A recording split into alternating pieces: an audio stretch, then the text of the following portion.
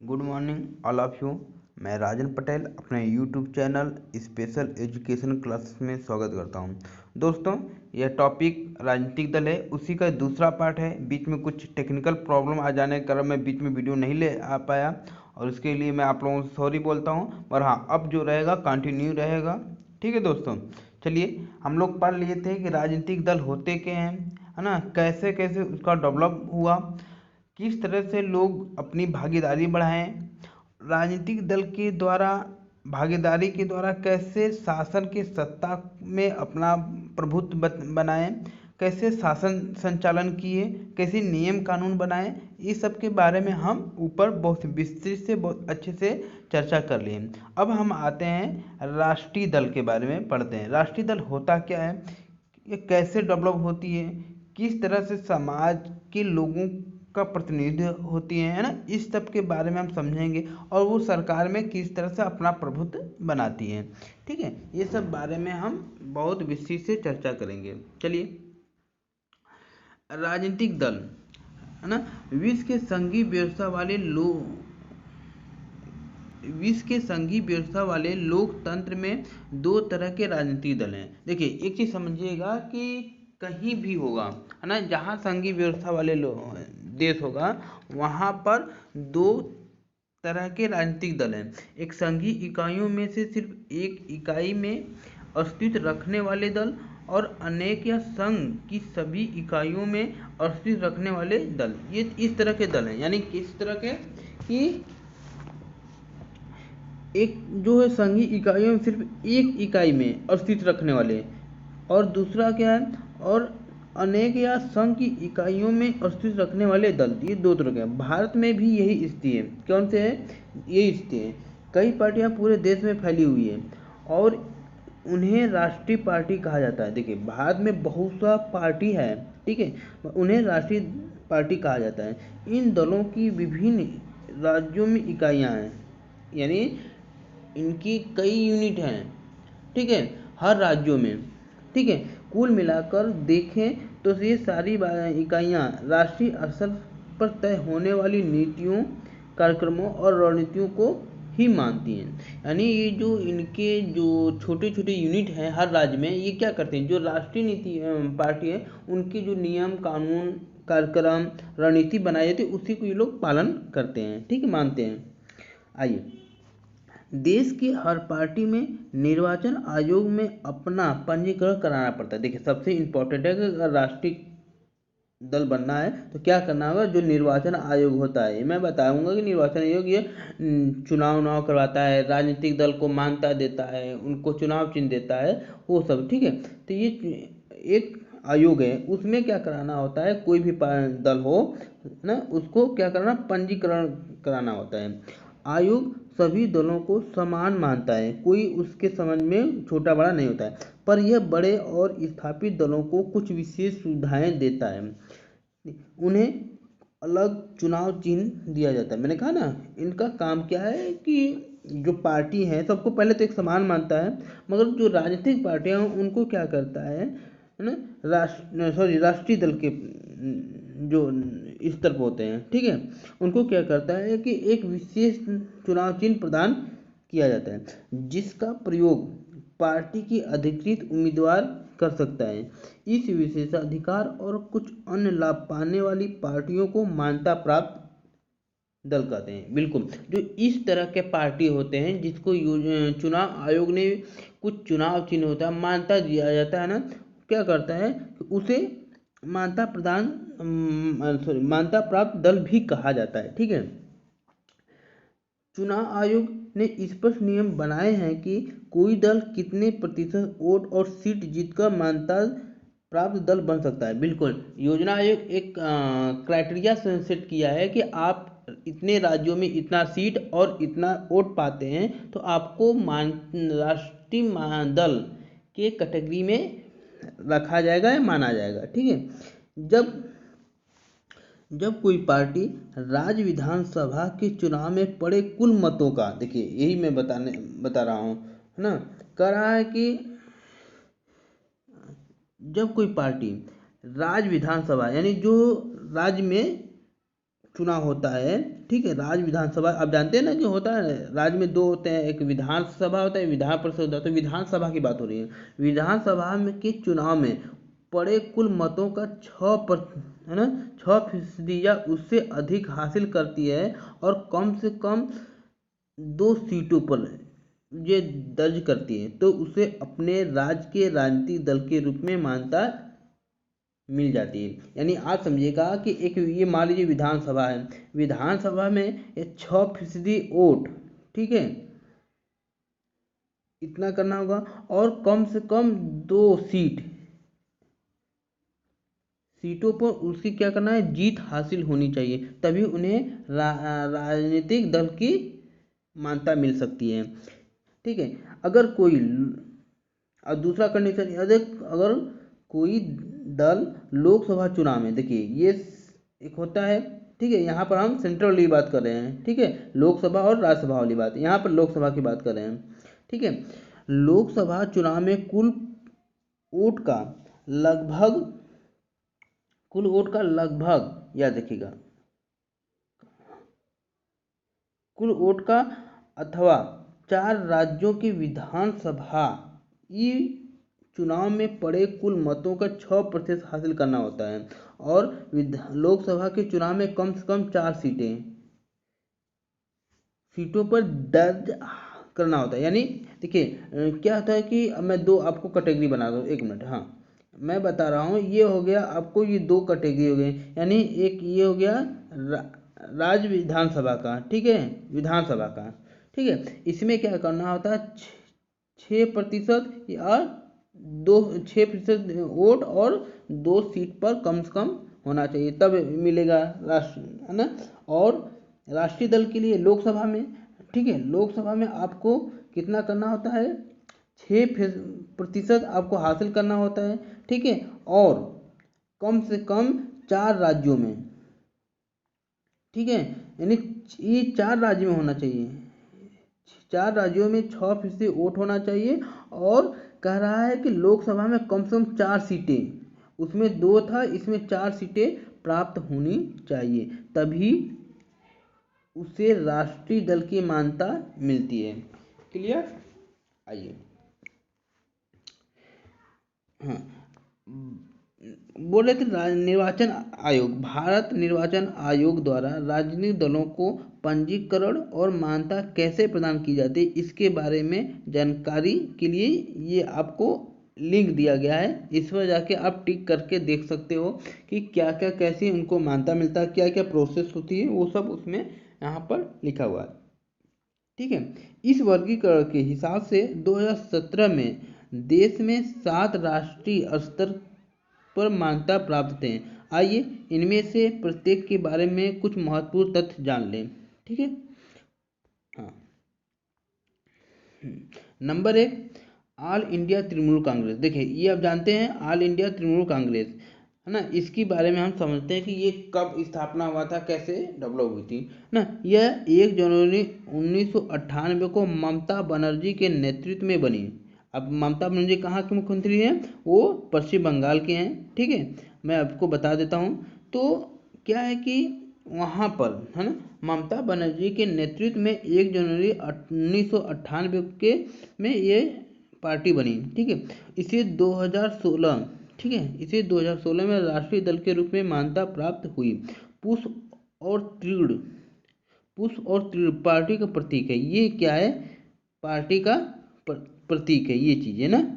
हाँ, धर्मनिरपेक्षता और संघवाद के प्रति प्रतिबद्ध है। इसका जो मतलब उद्देश्य है, ये क्या है कि धर्मनिरपेक्षता और संघवाद के प्रति ये प्रतिबद्ध है। 2011 से पश्चिम बंगाल में सत्ता में है, बिल्कुल 2011 से अभी तक ये सत्ता में है। अरुणाचल प्रदेश, मणिपुर और त्रिपुरा में भी इसकी उपस्थिति है। 2014 में भी आम चुनाव में इसे 3.84% वोट मिले और 34 सीटों पर जीत हासिल हुई। इसे लोकसभा में चौथी सबसे बड़ी पार्टी बन गई। क्लियर? क्योंकि वहाँ पर कुछ नियम कानून था कि लोकसभा में इतना सीट पाना चाहिए, इतना प्रतिशत वोट और प्लस 4 राज्यों में होना चाहिए। ठीक है, दूसरी बात कि 4 सीट होनी चाहिए। ये सब था, ये इन्होंने अपना जो क्राइटेरिया था फुलफिल किया और इन्हें राजनीतिक पार्टी की मान्यता मिल गई। आइए आगे चलते हैं। बहुजन समाज पार्टी, आप जानते होंगे बीएसपी, इसको बोलते हैं बीएसपी, बहुजन समाज पार्टी, है ना। आइए इसके बारे में देखते हैं। इसका जो चुनाव चिन्ह है हाथी है। ठीक है, स्वर्गीय काशीराम के नेतृत्व में 1984 ईस्वी में गठन हुआ था। कब हुआ था याद रखिएगा, ये सब याद करने योग्य हैं कि जो बीएसपी के संस्थापक हैं या किसके नेतृत्व में हुआ, तो आप याद रखिएगा काशीराम के नेतृत्व में 1984 में गठन हुआ था बहुजन समाज, जिसमें दलित, आदिवासी, पिछड़ी जातियां और धार्मिक अल्पसंख्यक शामिल हैं। यानी इसमें पिछड़ी जाति के, अल्पसंख्यक के, अदलित लोगों का संगठन है, मान के चलिए उनका, ये लोग इसमें शामिल हैं के लिए। ठीक है, राजनीतिक सत्ता पाने का प्रयास और उनका प्रतिनिधित्व करने का दावा पार्टी साहू महाराज, ठीक है, पार्टी में है साहू महाराज, आत्मा फूले, पेरियार रामास्वामी नायकर और बाबा साहब अम्बेडकर के विचारों और शिक्षाओं से प्रेरणा लेती है। बिल्कुल, ये जो लोग थे इनका एक विचार है, इसमें एक डिस्ट्रिक्ट कोड है।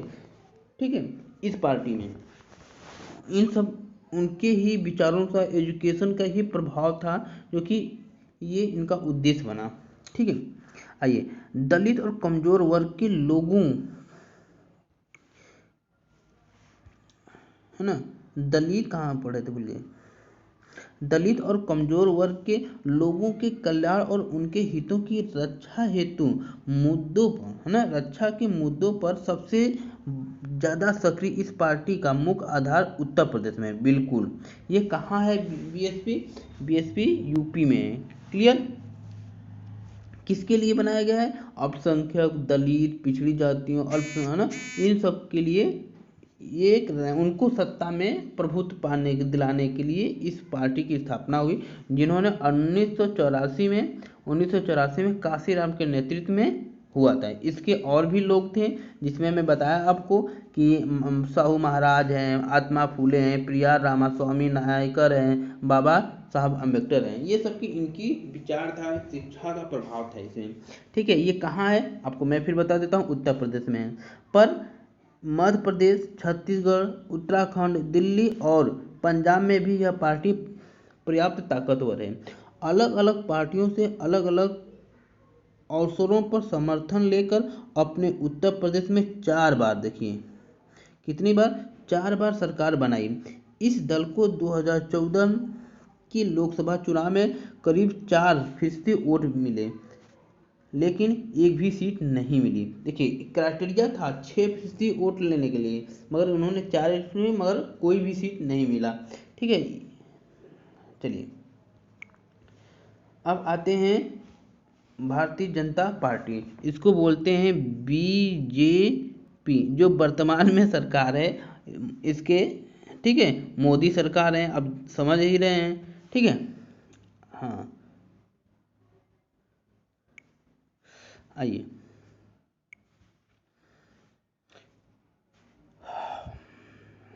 इसके चुनाव चिन्ह क्या है, कमल का फूल है। ठीक है, आप अच्छे से इनको समझते होंगे।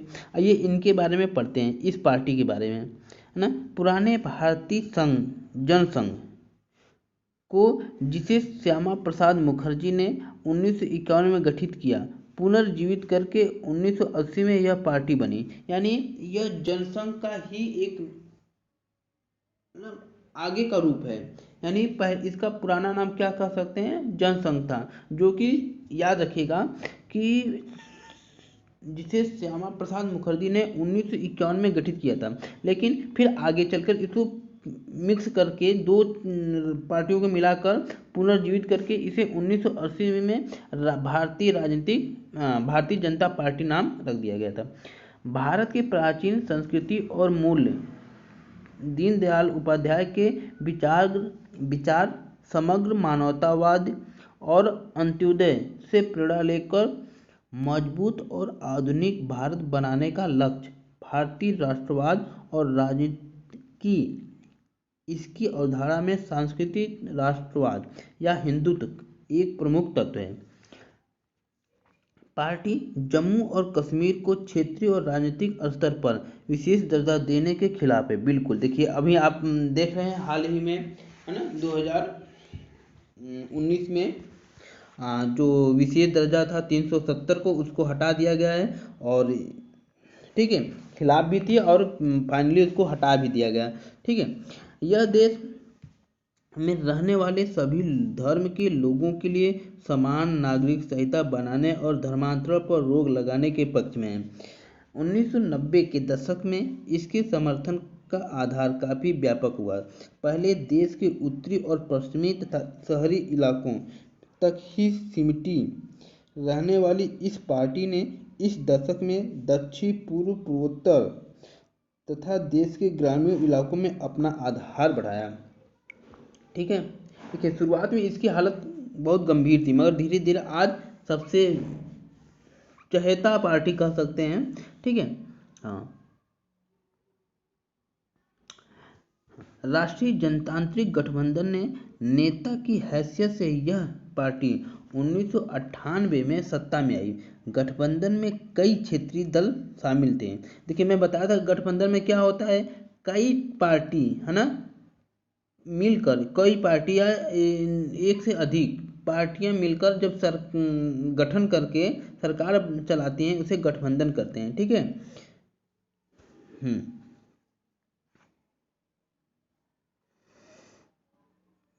हाँ, कहाँ थे, गठबंधन में कई क्षेत्रीय दल शामिल थे। 2014 में हुए लोकसभा चुनाव में 282, है ना, 282 सीटें जीतकर सबसे बड़े दल के रूप में उभरी।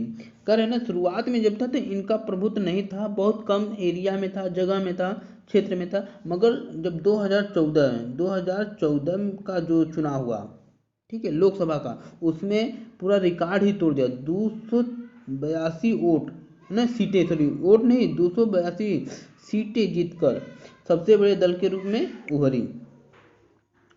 ठीक है, अभी केंद्र में शासन करने वाले राष्ट्रीय राजनीतिक गठबंधन का नेतृत्व यही कर रहा है।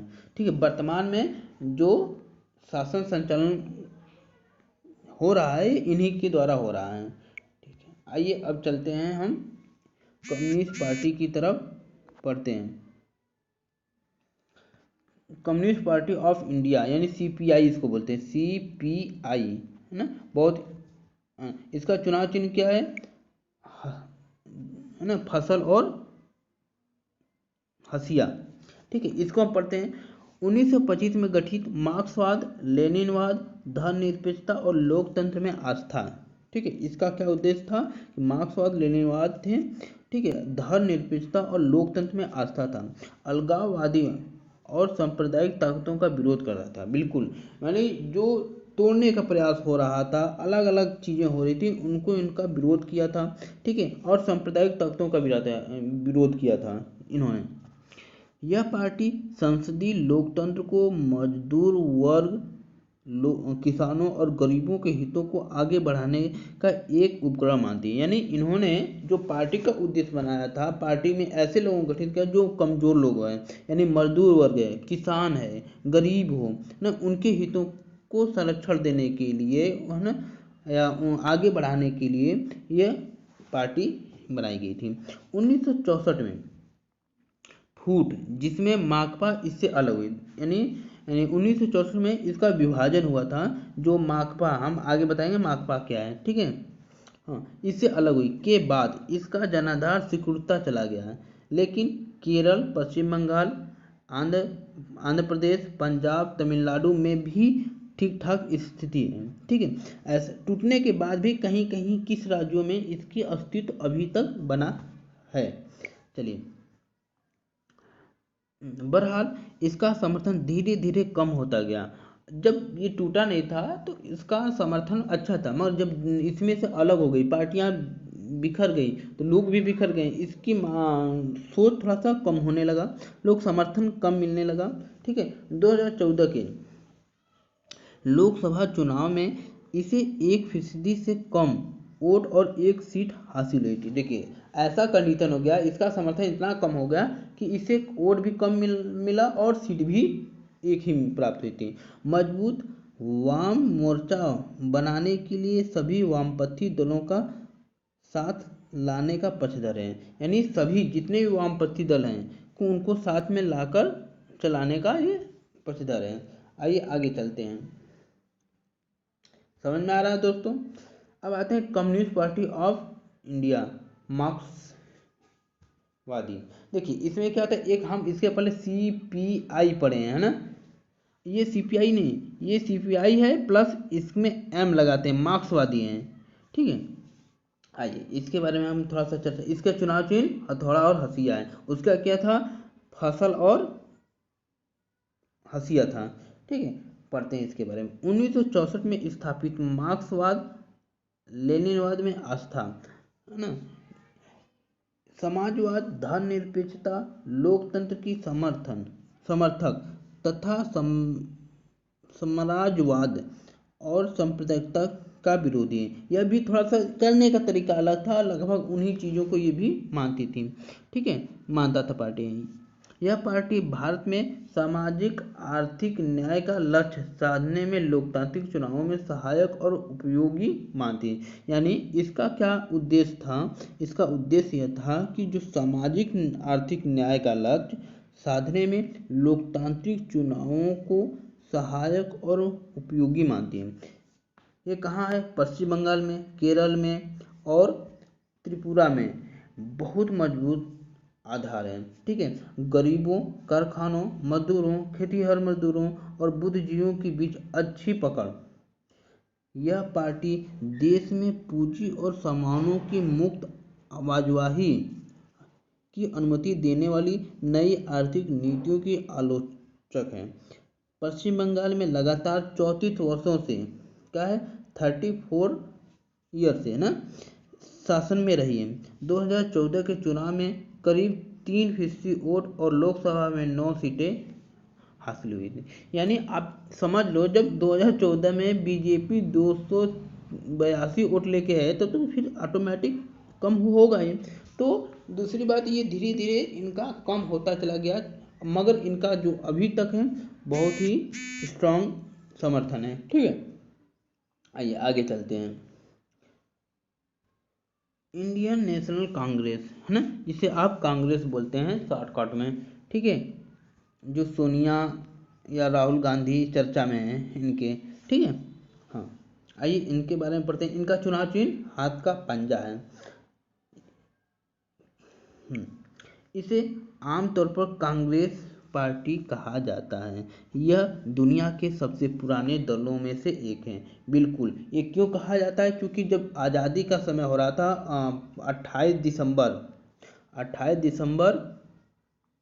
1885 में इसकी स्थापना हुई थी, मैं बता दे रहा हूँ। ठीक है, 28 दिसंबर 1985 में लॉर्ड डफरिन के विचारों का बोला जाता है कि उनकी दिमागी उपज थी।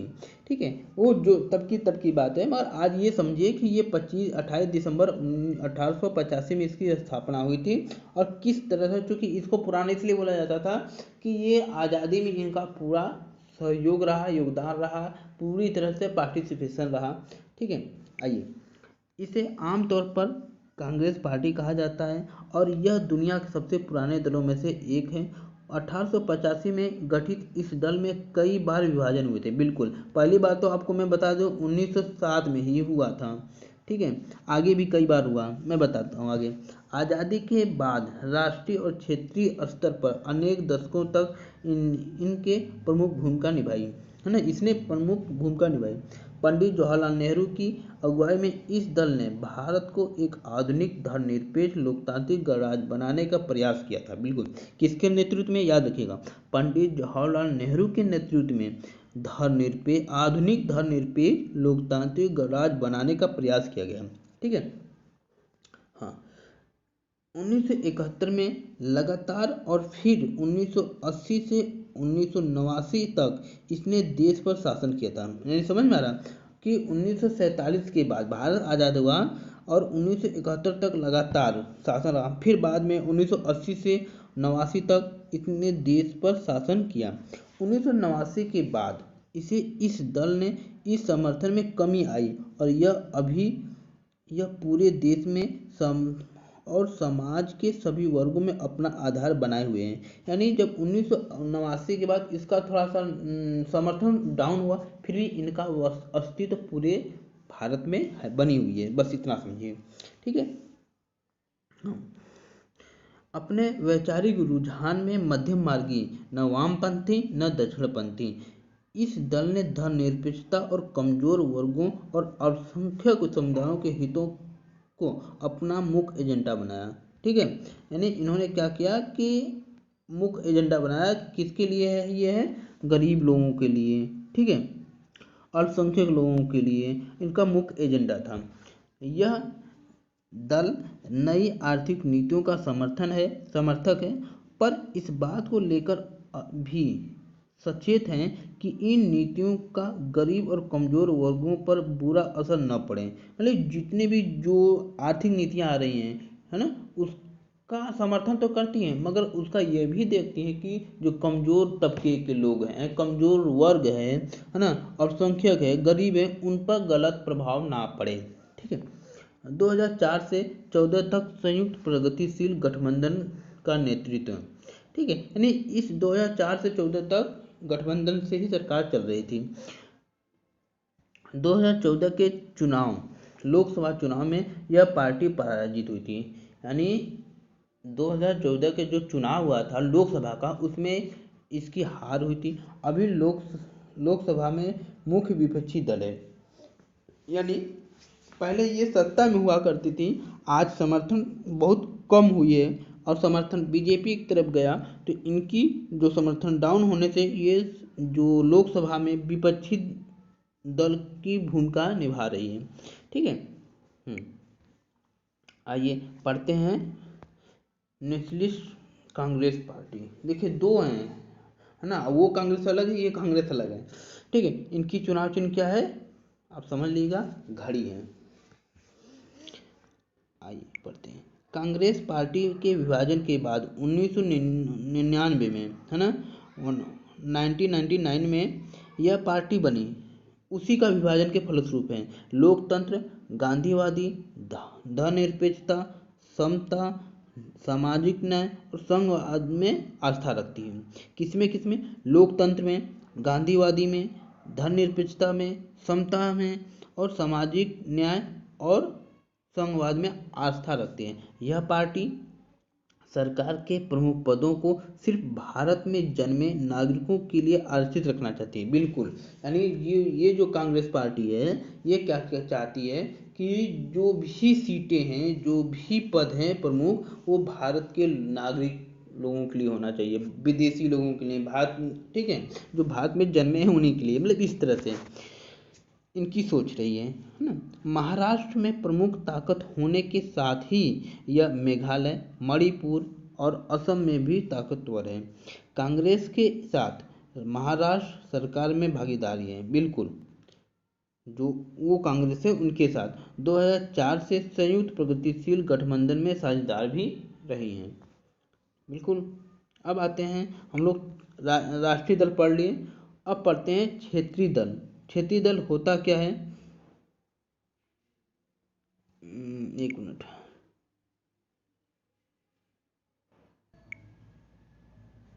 हाँ, तो दोस्तों अब हम लोग शुरू करने जा रहे हैं क्षेत्रीय दल।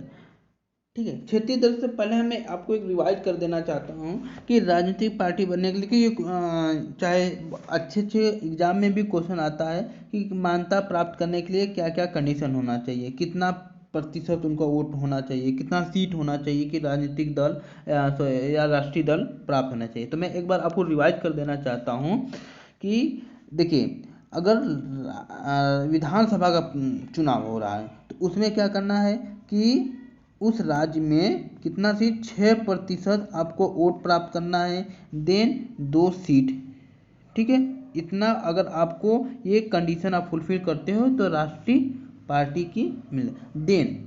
उसके अलावा ठीक है, आपको अगर लोकसभा का चुनाव हो रहा है तो इसमें 2-3 चीज़ें करनी हुई। ठीक है, पहले क्या है आप समझिए कि मिनिमम 4 राज्यों में उनका होना चाहिए, 4 राज्यों में। दूसरा 6% वोट होना चाहिए, 4 राज्यों में 6% वोट प्राप्त करनी चाहिए, और फिर 4 सीट उनको प्राप्त करना होगा, तभी उन्हें राष्ट्रीय दल की मान्यता के कैटेगरी में रखा जाएगा या मान्यता मिल सकती है।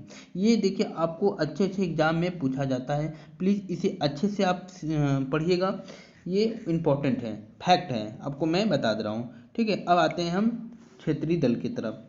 ठीक है, इन 7 पार्टियों के अलावा अन्य सभी प्रमुख दलों को निर्वाचन आयोग ने राष्ट्रीय दल के रूप में मान्यता दी है। बिल्कुल, जो ये 7, अब तो वर्तमान में 8 हो गए हैं। ठीक है, अब मैं बता दूंगा कि अब वर्तमान में 8वां कौन है, याद रखिएगा। हाँ यार, नेट पर आप सर्च मार लीजिएगा कि राष्ट्रीय दल कौन कौन से हैं, तो उसमें 8 आ रहा है। ठीक है, आप देख लीजिएगा, हम फिलहाल इसके बारे में पढ़ रहे हैं। तो इन 8 या 7 पार्टियों के अलावा जो कुछ और पार्टियां हैं उन्हें निर्वाचन आयोग ने किस नाम से दी मान्यता दी है, राष्ट्रीय राज्यीय दल। ठीक है, सॉरी, राज्यीय दल के रूप में मान्यता दी है। आमतौर पर इन्हें क्षेत्रीय दल कहा जाता है, पर यह जरूरी नहीं है कि अपनी विचारधारा या नजरिए में ये पार्टियां क्षेत्रीय ही हों। इनमें से कुछ अखिल भारतीय दल हैं, पर इन्हें कुछ क्षेत्रों में भी सफलता मिल पाई है। समाजवादी पार्टी और राष्ट्रीय जनता दल का राष्ट्रीय स्तर पर राजनीतिक संगठन है और इनकी कई राज्यों में इकाइयां हैं। बीजू जनता दल, सिक्किम लोकतांत्रिक मोर्चा, मिजोरम हाँ, मिजोरम नेशनल फ्रंट है ना, फ्रंट, और तेलंगाना राष्ट्रीय समिति जैसी पार्टियां अपनी क्षेत्रीय पहचान को लेकर सचेत हैं। पिछले 3 दशकों में क्षेत्रीय दलों की संख्या और ताकत में वृद्धि हुई है। बिल्कुल 3 दशक से, ठीक है।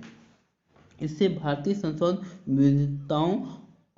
विविधताओं से और भी ज़्यादा संपन्न हुई है। 2014 तक किसी एक राष्ट्रीय दल का लोकसभा में बहुमत नहीं रहा।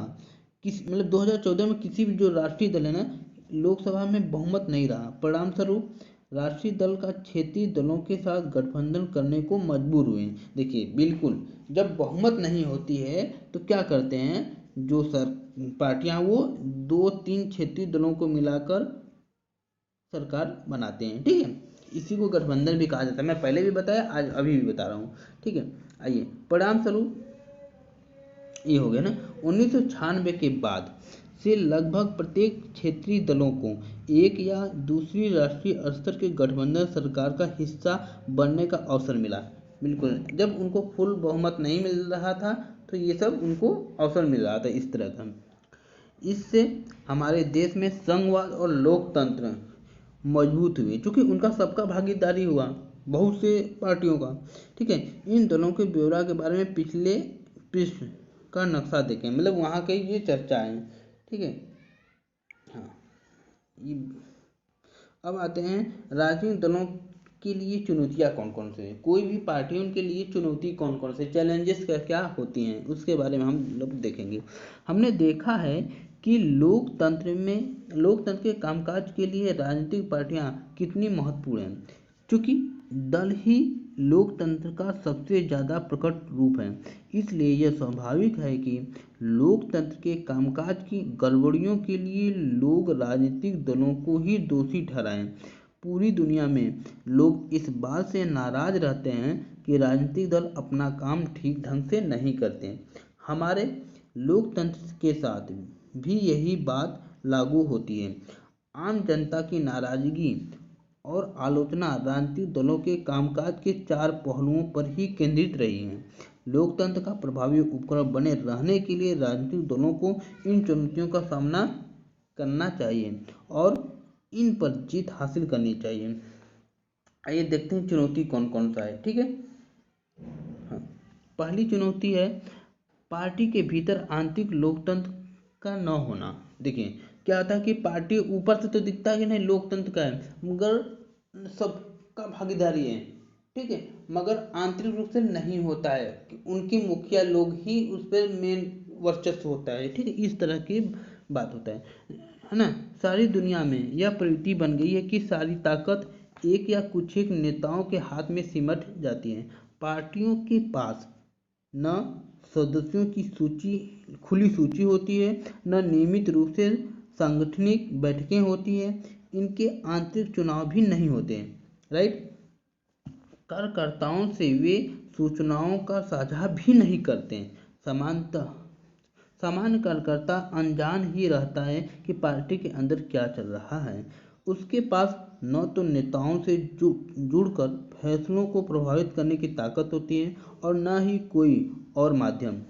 परिणाम स्वरूप पार्टी के नाम पर सारे फैसले लेने का अधिकार उस पार्टी के नेता हथिया लेते हैं। देखिए, ये होता है पार्टी के अंदर क्या होता है कि उसके जो मुखिया होते हैं वही वर्चस्व होते हैं और अदर कार्यकर्ता को भनक भी नहीं लगती, पता भी नहीं चलता कि अंदर पार्टी में क्या चल रहा है, कौन सा रणनीति बनाई जा रही है, कुछ भी नहीं पता था। यानी ये लोकतंत्र के लिए खतरा है भाई। लोकतंत्र का मतलब कि जहाँ सबका शासन हो, जितने भी पार्टिसिपेशन लोग हैं, जितने भी मेंबर हैं, सबको ये चीज़ में भागीदारी होनी चाहिए, मगर वहाँ से इनको इग्नोर कर दिया जाता है, हटा दिया जाता है।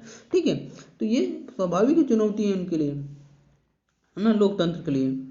आइए, हाँ, कुछ एक नेताओं के पास असली ताकत होती है, इसलिए जो इनसे असहमत होते हैं उनका पार्टी में टिके रहना मुश्किल हो जाता है। पार्टी के सिद्धांतों और नीतियों से निष्ठा की जगह नेता से निष्ठा ही ज़्यादा महत्वपूर्ण बन जाती है। बिल्कुल, देखिए यही आजकल वर्तमान सिचुएशन में हो रहा है। यानी आप अगर नेताओं की बात नहीं मानेंगे, आप पार्टी से निष्कासित हो जाएंगे, किसी तरह आप पर दबाव बना दिया जाएगा, वगैरह वगैरह। ठीक है, आइए,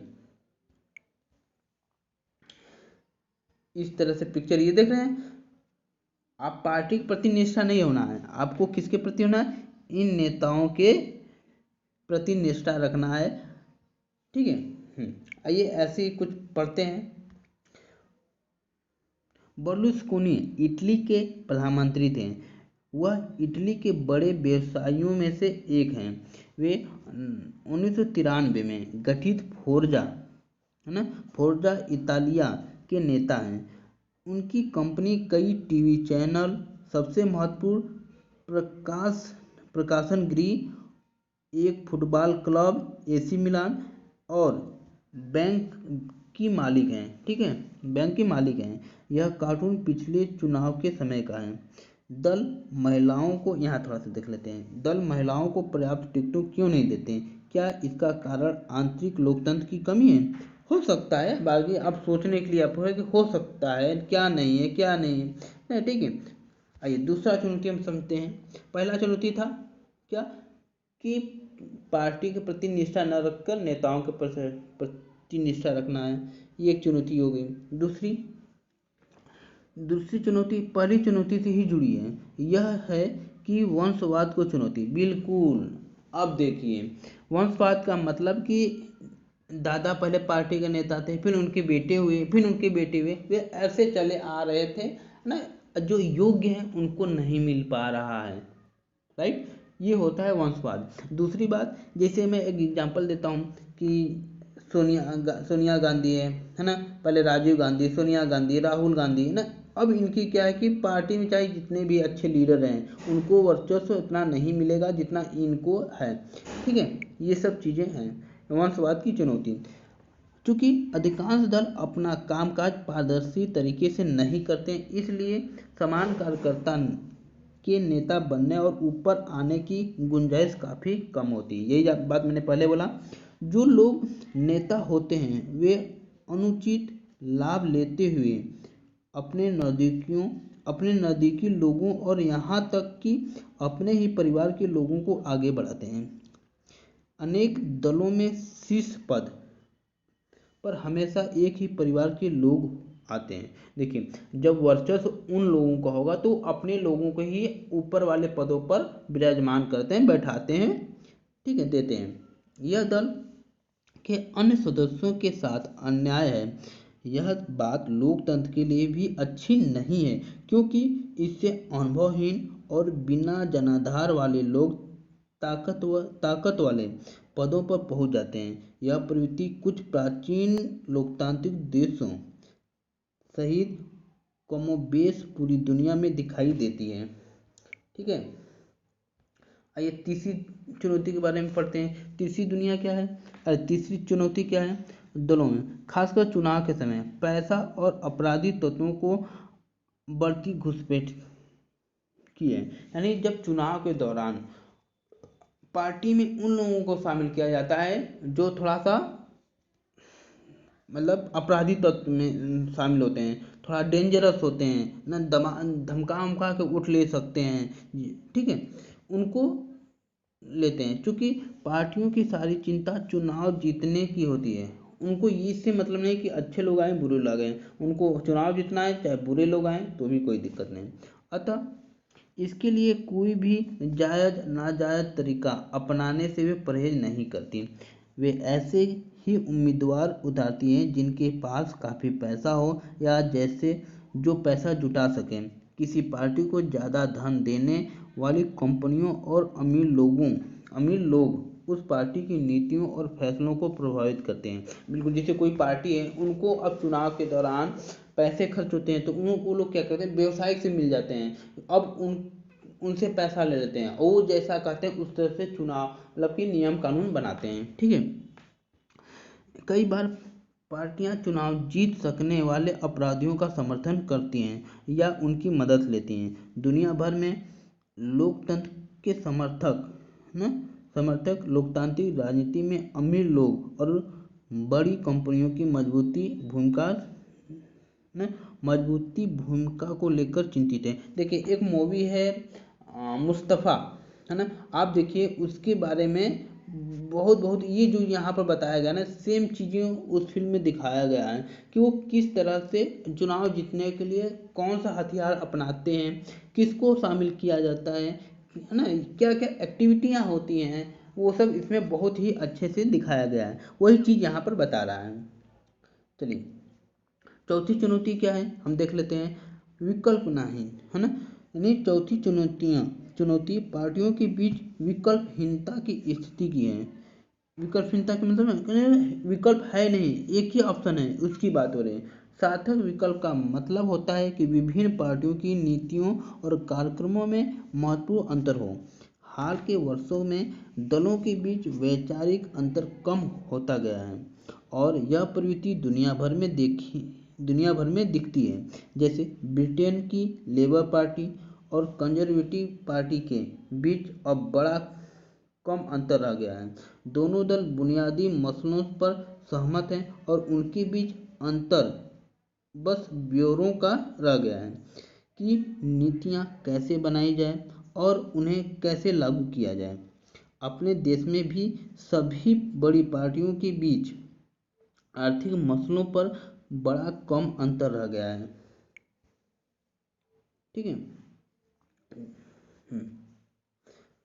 जो लोग इससे अलग नीतियां चाहते हैं उनके लिए कोई विकल्प उपलब्ध नहीं है। कई बार लोगों के पास एकदम नया नेता चुनने का विकल्प भी नहीं होता, क्योंकि वही थोड़े से नेता हर दल में आते जाते हैं। बिल्कुल, अब आते हैं एक दलीय देश। ठीक है, ये कार्टूनिस्ट है, थोड़ा सा देख लेते हैं।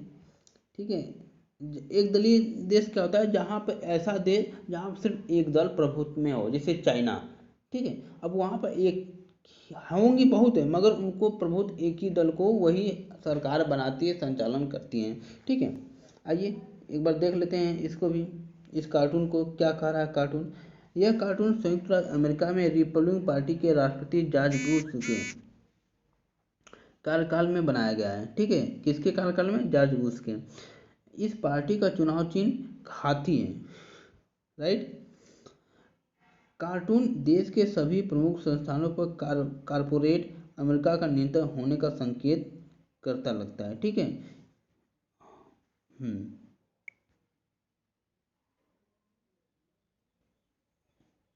ये है आप। ठीक है, आइए यहाँ से इसका मतलब क्या है, ठीक है, इसको थोड़ा सा देख लेते हैं।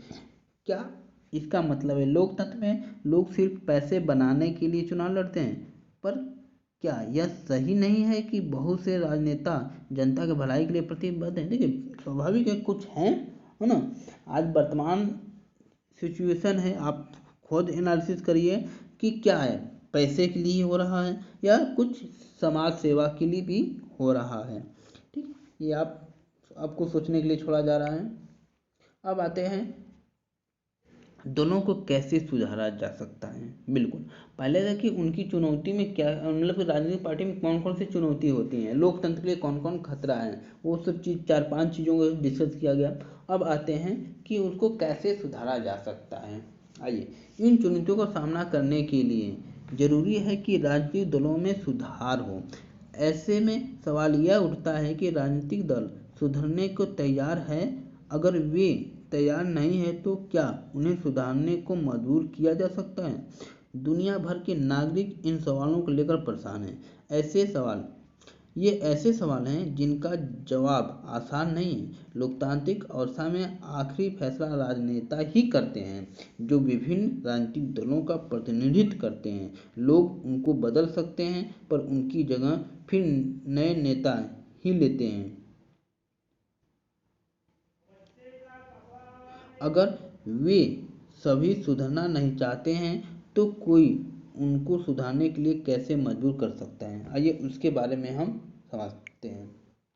ठीक है, आइए, अपने देश में राजनीतिक दलों को और अपने देश में राजनीतिक दलों और उनके नेताओं को सुधारने के लिए हाल में जो प्रयास किए गए हैं या सुझाव दिए गए हैं, उन पर गौर करें। बात बोले, भेद खोलें। ठीक है, दल बदल। ठीक है, विधायिका के लिए किसी दल विशेष से निर्वाचित होने वाले प्रतिनिधित्व का उस दल को छोड़कर किसी अन्य दल में चले जाना, इसको दल बदल कहते हैं।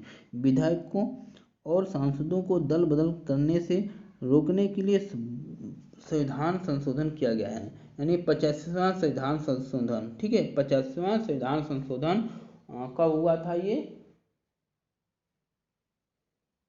ठीक है, आज तो मैं बता दूंगा। 85वां संविधान संशोधन 1950 में हुआ था। सॉरी, ये थोड़ा सा मैं मिस्टेक हो रहा हूँ, मैं भूल रहा हूँ, मैं बता दे रहा हूँ। ठीक है आपको, हाँ, कब हुआ था इसके बारे में मैं बता दे रहा हूँ कि दल बदल को रोकने के लिए संविधान में संशोधन किया गया था। संवैधानिक निर्वाचित प्रतिनिधियों के मंत्री पद या पैसे के लोभ में दल बदल करने में आई तेजी को देखते हुए ऐसा किया गया। नए कानून के अनुसार अपना दल बदलने वाले सांसद या विधायक को अपनी सीट भी गंवानी होगी। इस नए कानून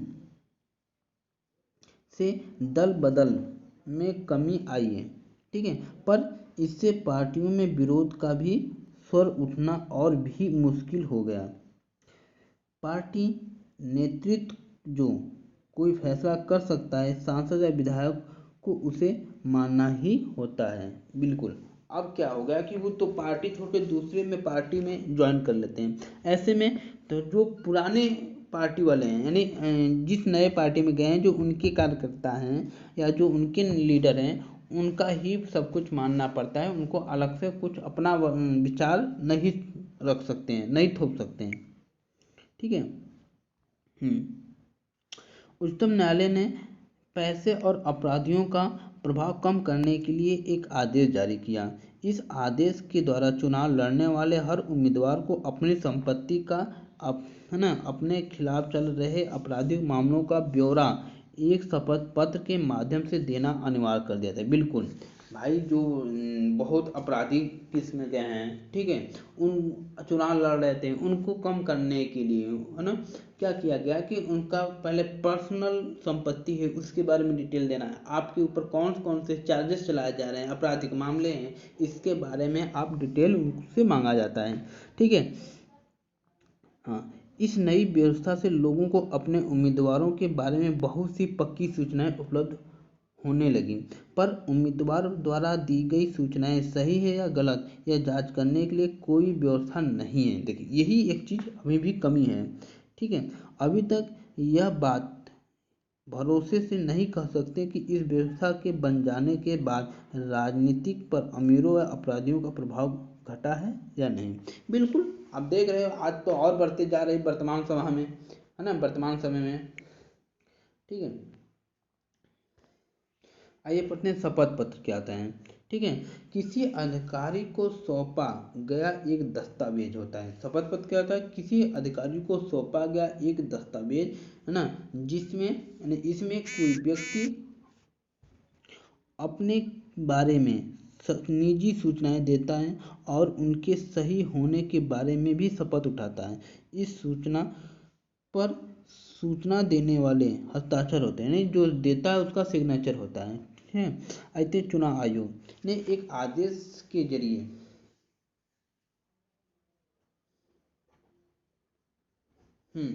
वो याद हो गया, जो संविधान संशोधन हुआ था दल बदल संबंधित, वो क्या हुआ था?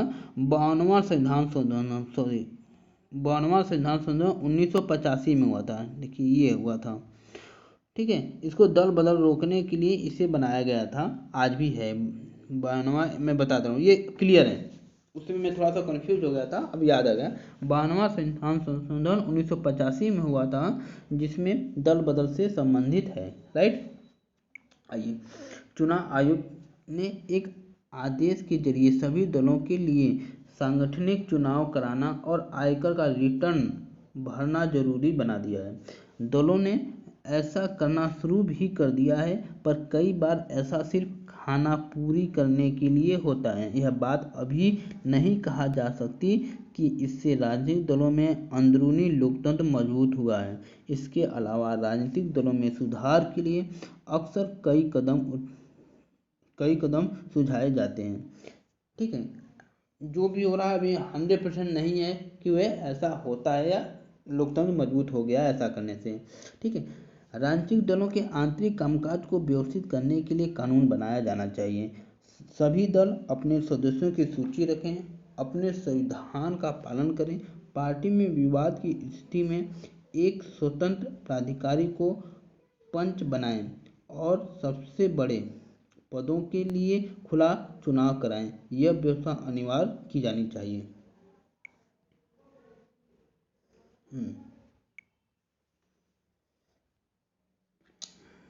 आइए, राजनीतिक दल महिलाओं को एक खास न्यूनतम अनुपात में करीब 1/3, देखिए आप पूछे थे ना कि महिलाओं को इस सीट दिया जाता है कि नहीं, है ना, तो वो कितना दिया जाता है, अपने 1/3 सीट, है ना, याद रखिएगा। ये क्वेश्चन में आएगा कि महिलाओं को कितना प्रतिशत आरक्षण है या कितना प्रतिशत। ठीक है, कितना, करीब 1/3 जरूर टिकट दें। इसी प्रकार दल के प्रमुख पदों में सभी औरतों के लिए आरक्षण होना चाहिए। बिल्कुल, जितने भी दल हैं उनमें महिलाओं के लिए 1/3 भाग आरक्षित है सीट।